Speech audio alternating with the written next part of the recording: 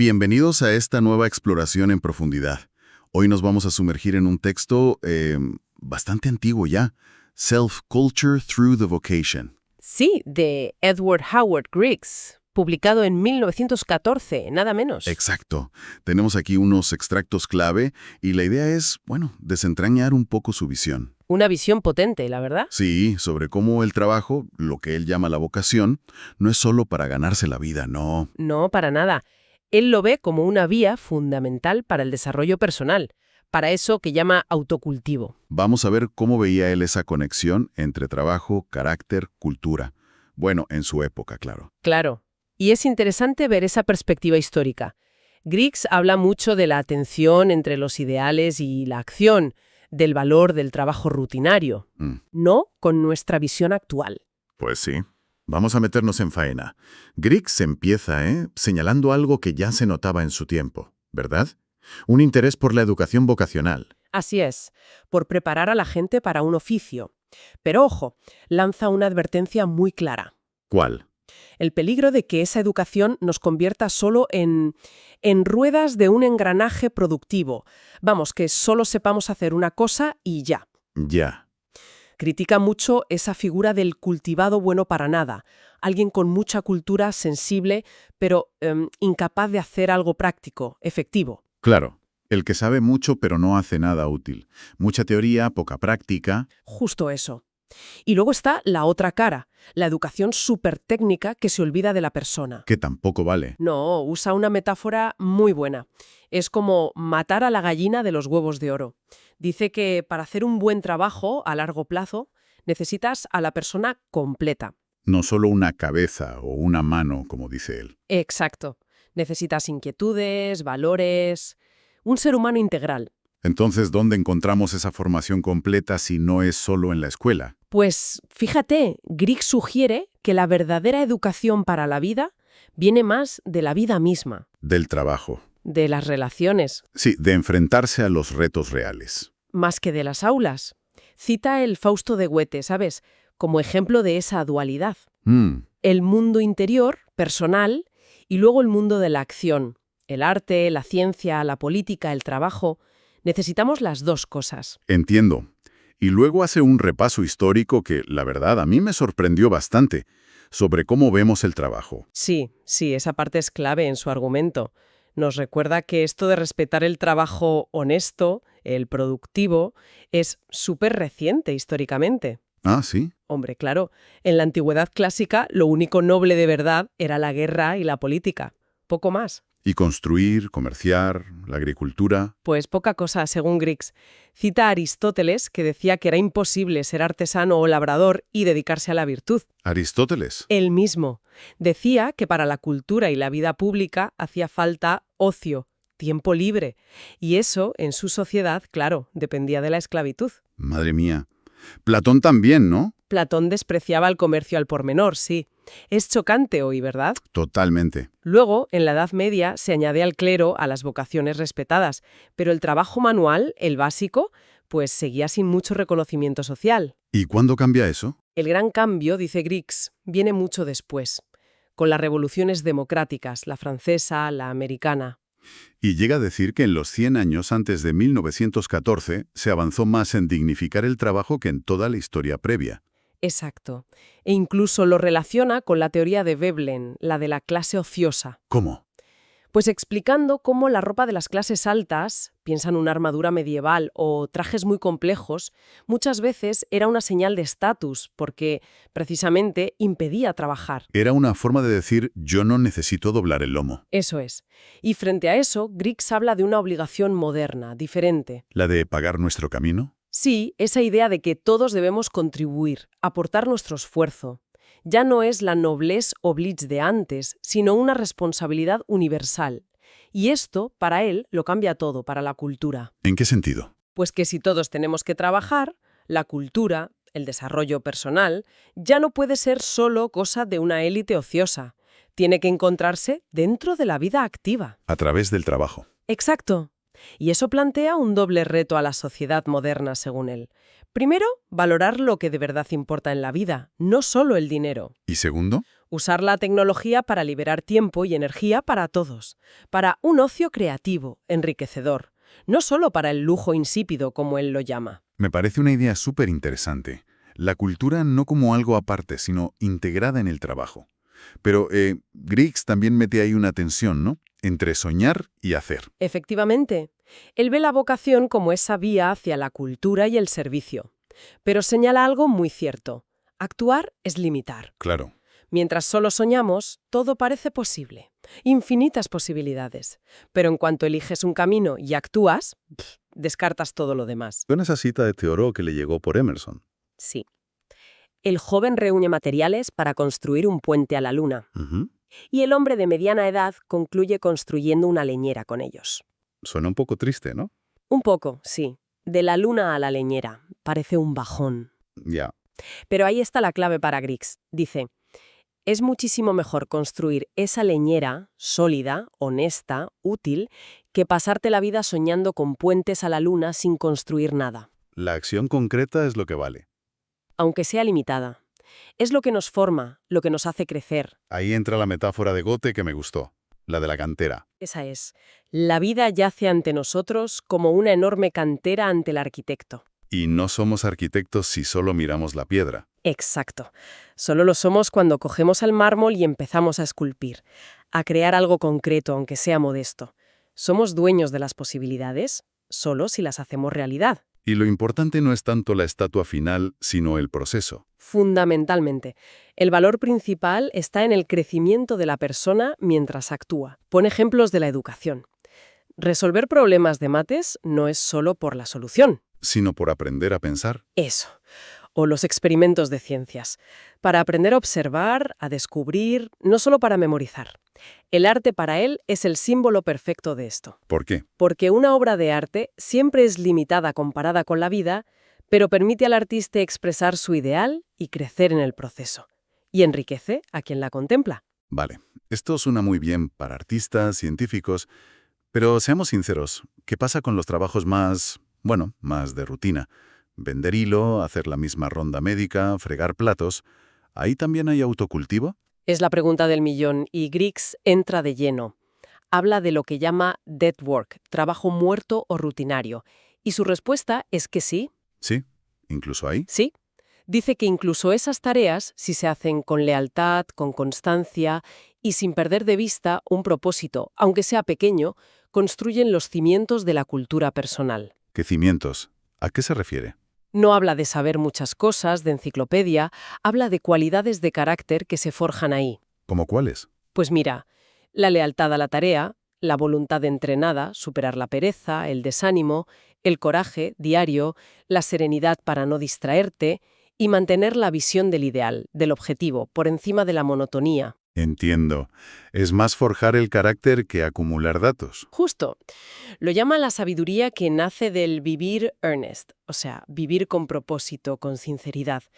Distingue entre saber hechos, conocimiento, y comprender la verdad profunda, sabiduría. Y dice que la sabiduría necesita sinceridad. Crucial.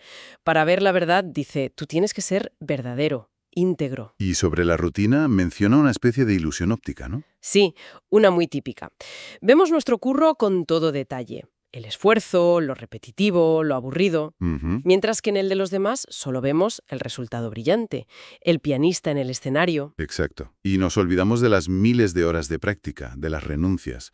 Griggs insiste, nada valioso viene sin ese trabajo muerto, sin esfuerzo. Cita a Euclides, no hay camino real para la geometría. Hay que currárselo. No queda otra. Y remata con Spinoza. ¿Qué dice Spinoza? Todas las cosas nobles son tan difíciles como raras. Y Griggs añade, son raras porque son difíciles. La dificultad es parte del valor. Vale, aceptamos el valor del esfuerzo. Pero Griggs también ve peligros, ¿no? No es un idealista ingenuo. Para nada. Es muy consciente de los riesgos. Advierte que demasiado trabajo rutinario, sobre todo si se hace sin pensar, perdiendo el propósito, puede atrofiar el espíritu.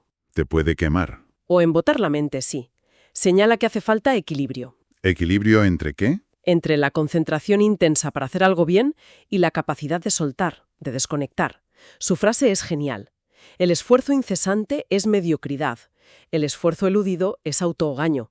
El esfuerzo correctamente equilibrado es la clave de la genialidad. Ni matarse trabajando sin parar, ni escaquearse. Exacto. Un equilibrio complicado, la verdad. Sí que lo parece. Y dice que el peligro de atrofia es mayor en los trabajos muy mecánicos. Por eso, ya en su época, defendía jornadas más cortas y que la gente tuviera acceso a actividades culturales, recreativas. Para compensar y desarrollarse por otros lados. Eso es. Y tiene una idea curiosa sobre la automatización. ¿Cuál? Sugiere que cuando un trabajo se vuelve súper automático, casi inconsciente, puede liberar la mente para pensar en otras cosas. Ah, mira qué bien. Pero solo si la persona tiene recursos mentales, intereses, ideas, si no la mente se queda en blanco. Claro. Llega a decir, casi irónicamente, que lo ideal sería que solo la gente muy culta hiciera los trabajos más mecánicos porque sabían aprovechar esa libertad mental. Es darle la vuelta completamente. Pero entonces, ¿los mayores peligros no están ahí en lo mecánico? Pues Griggs cree que no. Piensa que los peligros más sutiles, y quizás peores, están en las llamadas vocaciones superiores.